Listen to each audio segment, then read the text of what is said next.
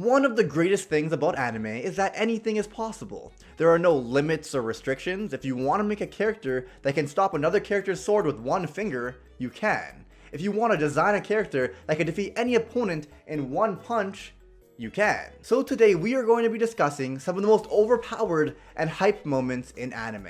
One of the most fun things a character can be is overpowered, especially when they are done right. But even when a bad character pulls off something unbelievable, it can still be insanely fun to watch. These are moments where my jaw dropped, and these characters just felt like they were on a different level than everything and everyone around them. And when it comes to overpowered moments in anime, how could we not start with the caped baldy himself, Saitama? Before we get into it though, Merry Christmas and Happy Holidays and a Happy New Year, because this video is probably going to be coming out the 2nd of January. I'm actually filming it New Year's Eve. Feel free to let me know any moments you think deserve to be in a part 2 down below, and it might just be mentioned in my next video. December is always a rough month because I had finished exams about a quarter of the way into the month, and then I was so burnt out from those exams that it was hard for me to make content, and then the holidays come around and you're just so busy. But January, going into 2020, let's get on that grind, boys. Let's make some content. But without any more delay, let's jump into the video. Saitama was a normal dude who wanted to be a hero,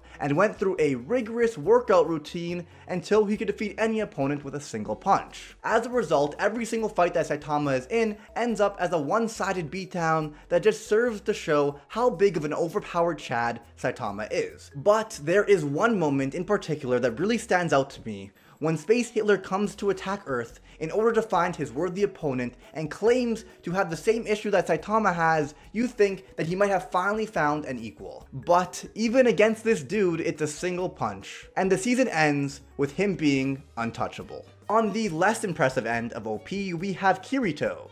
As much hate as this guy gets, it's an undeniable fact that he is overpowered. Back in 2012, when we were all still super hyped for SAO, there was one moment that really showed us how Kirito was just on a whole different level than everyone else. He comes across a big group of player killers and straight up asks them to all attack him, and the whole time they did so, he didn't even lift a finger. But despite having a group of decently powerful characters hacking away at him, Kirito is out-healing the damage they are doing. He explains that he could basically sit there forever and they would literally never leave a scratch. Say what you want about Kirito or SAO, but this was such a hype and overpowered moment when the series was airing. To be fair, looking back at it now, it's a little bit less impressive since it's a video game at the end of the day, and that happens when you're a higher level than your opponents in PvP. They can't touch you because your regen is faster, or your defense is so high that it would take them forever to defeat you. That's just how games work. But in the moment, I was hyped. Enough about Kirito though. Swordsmen are as plentiful as grains of sand, but there is only one Escanor. Big Daddy Sunshine is basically just a walking flex machine, and everybody absolutely loves him.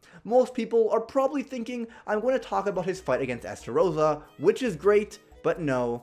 I am the one who decides. I think the moment that really cemented Escanor as an absolute monster was his fight against Galen. Well, if we could really call it a fight. Anyways, the 10 commandments are mopping the floor with the 7 deadly sins, to the point where Galen basically fights 1v4 and leaves laughing, thinking he killed Merlin and Meliodas.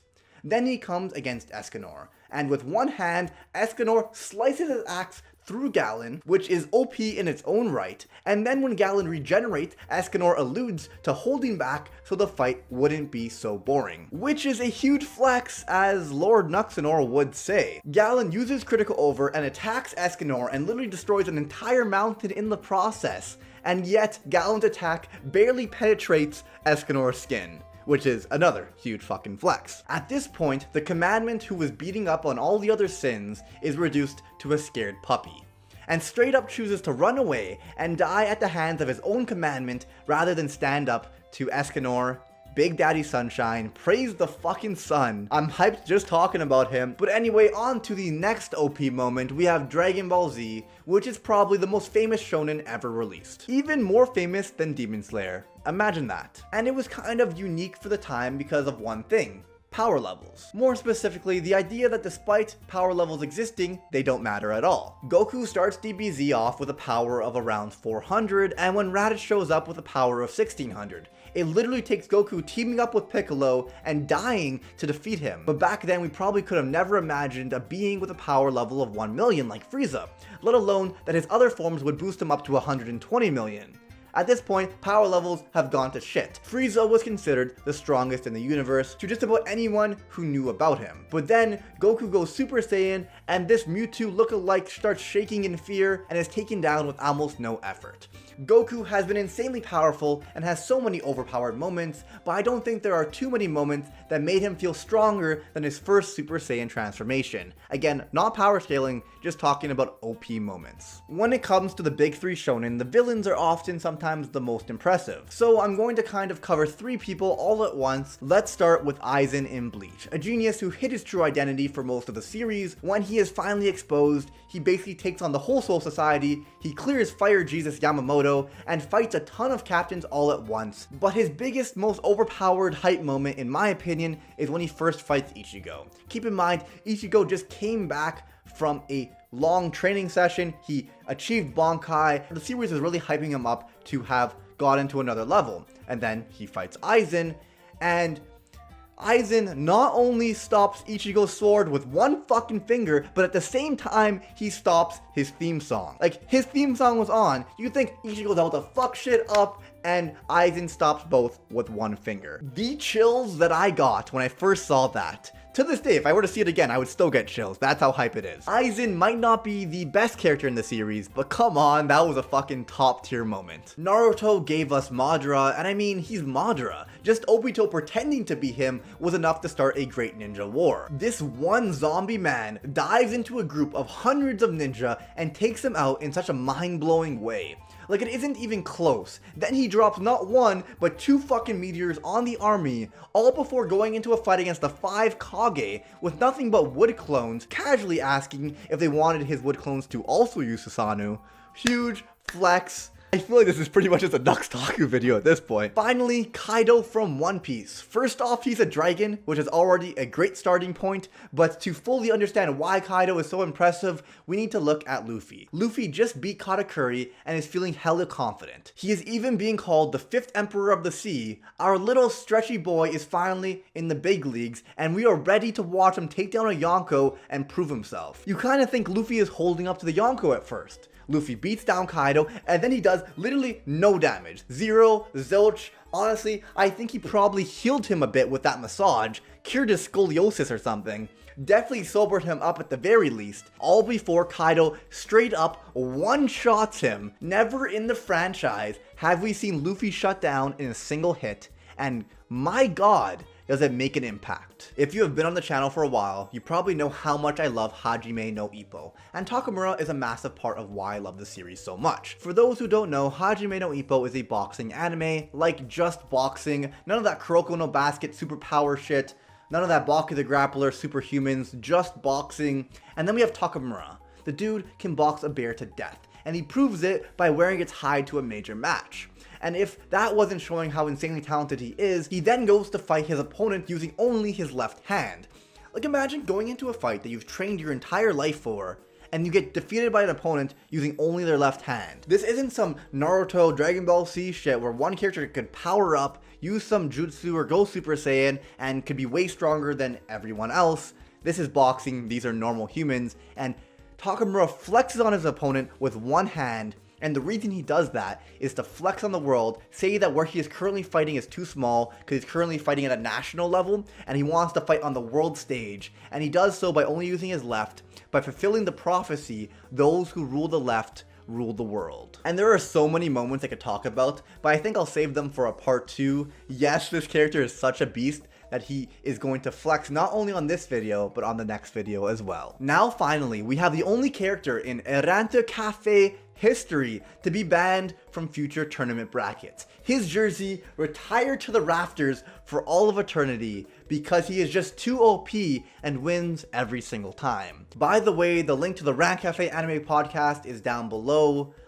to Twitch, YouTube, and Spotify. Follow us there. Me, along with Nux Taku and Anime Uproar, host this podcast, and we have awesome guests and cover awesome anime-related topics. But anyway, Sinbad from Magi, the Labyrinth of Magic. So the major battle system in Magi is Djinns. It's basically digivolving a human being and combining them with an elemental power. I'm talking lightning, fire, earth, ice, anything really. It's super rare for any character to have a Djinn in Magi, so when we see Ren Kohen with 2 Djinns, it is insane. One Piece could be a great comparison. Yes, everything must be a One Piece reference. Remember when Blackbeard got his second Devil Fruit? We were blown away and we were still talking about it and trying to figure it out a decade later.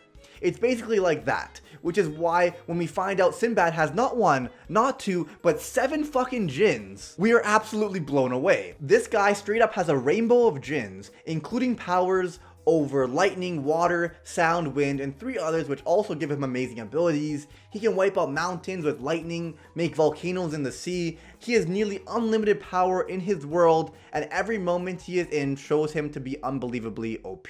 I was gonna end it off with 9, but let's just make it an even 10 for a sweet title. Top 10 most overpowered anime characters of all time. It wouldn't be an all-day anime video if I didn't talk about Kenichi The Mightiest Disciple, my favorite anime of all time that you should all totally check out. I actually have a video planned for Kenichi, so you guys can look forward to that. I'm gonna talk about Naruto and My Hero Academia, but I'm also gonna mainly talk about Kenichi and how it is the ultimate underdog story. But back to overpowered characters. I could literally choose any of the masters, but if I have to choose one, it has to be the Grandmaster, the Elder, the invincible Superman, Hayato Furinji.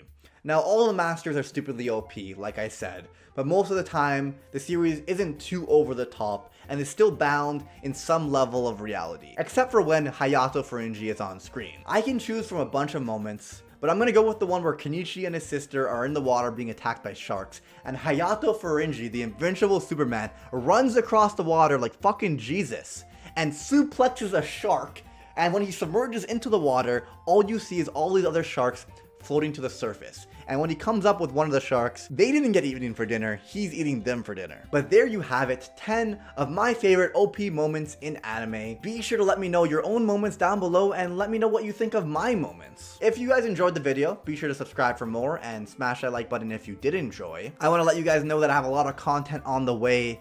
No excuses going into January, going into 2020. Let's get it. Let's get on that grind.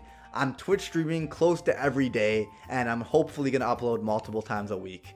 Let's do it, boys. I want to give a huge thank you to my patrons. We just hit our $200 goal on Patreon, so now I'm going to change it up. I feel like I've invested a lot of my Patreon money into improving my setup. From a new computer, a couple mics, and a phone setup thing so I could hold this and talk to you guys. But going forward, I did just graduate university, and I think we're going to change the goal to $500, and that'll be like the first step to me becoming a full-time YouTuber. I've been saying this for a while now, where Patreon will be the way for me to actually make this dream of creating content full-time into a reality. I'm gonna be going hard on YouTube and Twitch, so I hope you guys support me if you can, if you're able to. I want to give a quick thank you to all my current patrons. A huge thank you to my $1 tier, Starry Nick, Beck, A17, FFDP, The Anime Dude, Siren, Elf Queen Mab, Naze Mazer, Sebastian, I Cry During Sex, RT, Faith, Igloo 4, Ego Bass. A huge thank you to my $2 tier, The Magikarp Guy, Cricket XP, Alpha Dio. A gigantic thank you to my $5 tier, Mick Manga, Nothing But a Fan, King Osloth, and Magi. And a thank you to my $10 tier, John Bruno, Chuya Nakahara, and Ginkgo Taku. And finally, a thank you to my $25 tier, Rusty Lee, Aaron Pinkerton, Joel Godinez, Steelers, Tyson Quirino, and Todoroki is better than Kenichi, which is a huge fucking troll from Viva the Loser. He realized he could change his name on Patreon. But anyway, guys, that's the end of the video. I hope you enjoyed. Feel free to support me on Patreon again if you want to. And I will see you all next time, dudes. Shinpaku.